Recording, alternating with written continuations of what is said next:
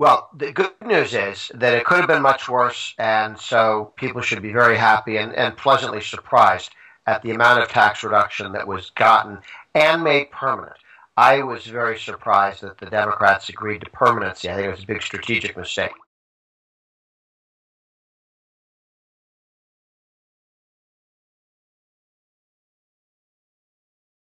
Now we move forward to three fights on spending. Taxes are off the table. All the Republicans have made it very clear there will be no tax increases over the next 4 years. Helpful for business to know that. We're now focused on reducing spending. Step one, on March 1st and 2nd, what's going to happen? Sequestration starts.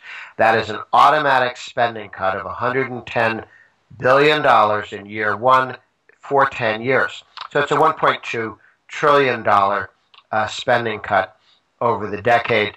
And what does it take to get that spending cut? Nothing. Nothing. All you have to do is nothing. As long as the House and the Senate don't agree and pass legislation and the President sign legislation to delay, overturn, or reform or rearrange those spending cuts, they're automatic. They happen. So we're going to move forward with significant, for Washington, D.C., significant spending restraint starting on the 1st of March. Then on the 27th of March, we have a continuing resolution that has to be passed because the Democrats don't pass budgets anymore. So what we have is a CR, continuing resolution, and that will keep the government funded for as long as the Republicans in the House agree. A week, 2 weeks, a month, 3 months. And they've made it clear they will use that leverage to cut spending and to reform government. Then the third fight, debt ceiling. Republicans are extending the debt ceiling for a few months, but at a very important price.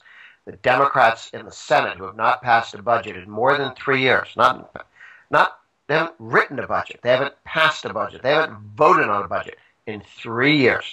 The Republicans in the House, who have had the House for 2 years, have passed two budgets moving forward. The Ryan plan, the Ryan budget, which reforms entitlements, reins in spending, and does tax reform.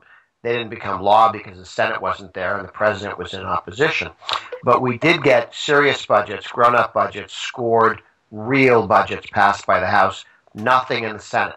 So we're going to have a 3-month conversation about how the Republicans have done their job, passed a budget, Democrats in the Senate have not.